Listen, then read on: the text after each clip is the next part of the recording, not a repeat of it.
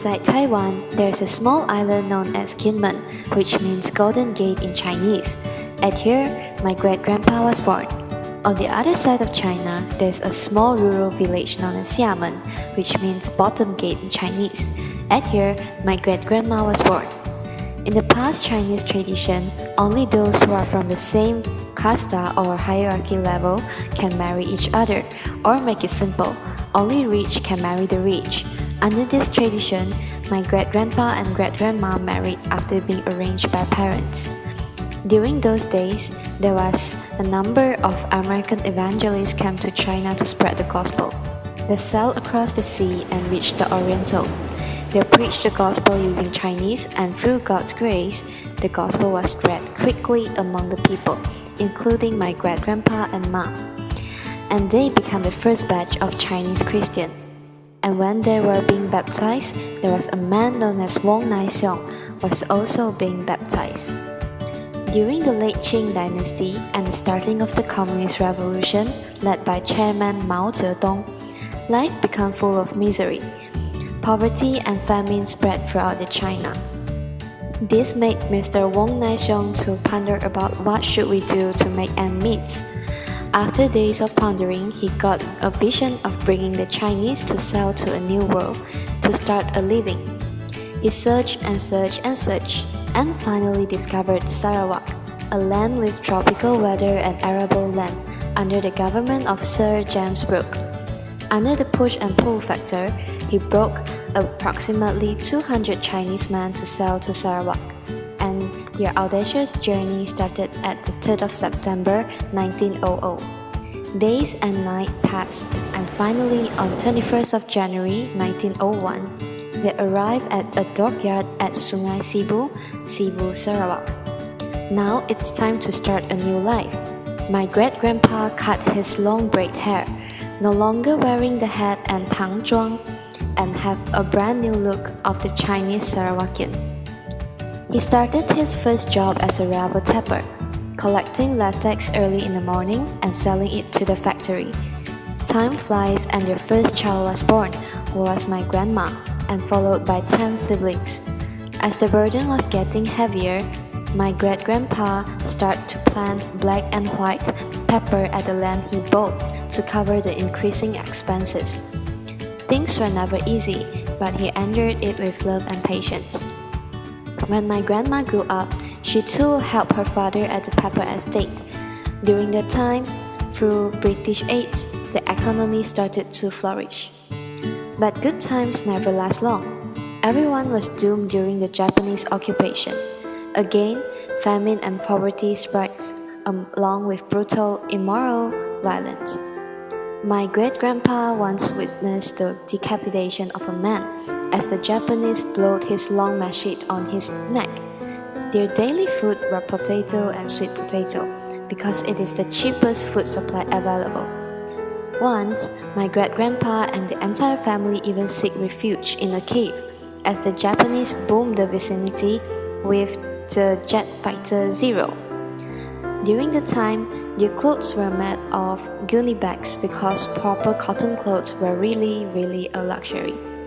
It was a very hard time for most of the people, but when life seems to fail, we adjust ourselves. They prayed and still have faith on God, and life went on. Soon justice prevailed, as the Japanese fled and Sarawak was occupied by the British again. One day, my grandma was in love with her primary classmate, who soon became my grandpa. Since it was the time when British started to went towards democratic government, they allowed the Sarawakians to elect their section councillor. My grandpa participated in the election and he was elected as Bintango's section councillor. In 13th of January 1968, my mom was born. She grew up and started to work at Woodman's Sdn Bhd, where her love story began. One day, as she opened the door, she met my dad, and something called love was brewing. Few years later, they got married and my mom got pregnant. In 31st of May 1995, I met the world, a very beautiful world. In 2000, I'm baptized and inherited my family's tradition of Methodist Christian, followed by my sister in 2006. In 2007, my dad, who was a Buddhist before, converted to Christianity and baptized. Now my whole family was Christian, and I love my family. That's the story of my family. This is China. Let's enlarge the map. As you can see, this is one of the small districts in China where my grandpa was born. My grandpa has a lot of siblings. He's the youngest son. There you go. And yes, the shortest one too. Grandpa is the youngest son. Old people often cherish youngest son the most.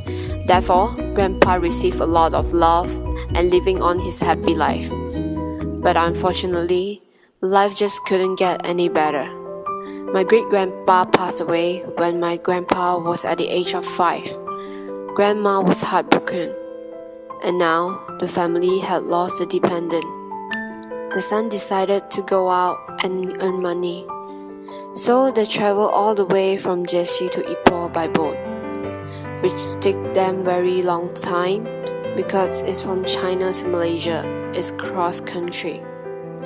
To continue their living, many people in China decided to come over to earn money and gain knowledge. Therefore, the boat my grandpa ride are full of people, and during the journey, they were chased by police. They ran off and arrived safely by the land. Everyone goes down carefully. Grandpa was dizzy and didn't know what exactly happened. He just followed a group of people. He was blurred, and then he realized that his brothers were gone. He arrived to a new village.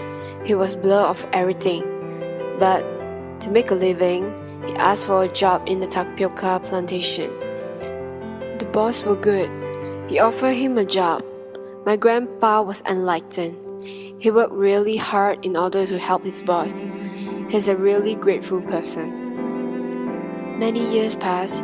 He realized his job wouldn't make a big amount of money for him to invest on a plantation. So he went to the oil palm plantation to get a part-time job. He worked really hard in the both plantation. Then, finally, he got enough money to start up a plantation himself. He studied a lot of method to plant tapioca, all about seedling, watering, reaping. He did all sorts of research and then finally earned his first bucket of money. My grandma is a worker in the plantation. They soon fall in love and get married. After they got married, my grandpa opened a convenience store. He invested all his money in order to open the store, and my grandma took charge of all the accounts and all the flow. At the same time, my grandpa also bought a car. He used the car as an illegal taxi, took passengers from the village to earn for extra money. In the year of 1967, my dad was born. He grew up happily. During high school, he met my mom. They were both in basketball club, but my mom went to Taiwan for further studies. When my mom came back, they met up, get in touch, fall in love, and get in relationship.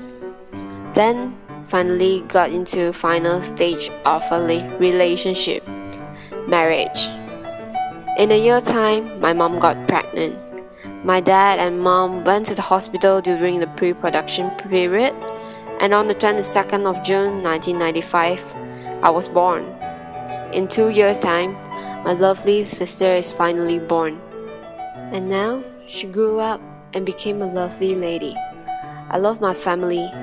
Home is where heart is. My parents and my sister is the best thing in my life. We are a loving family.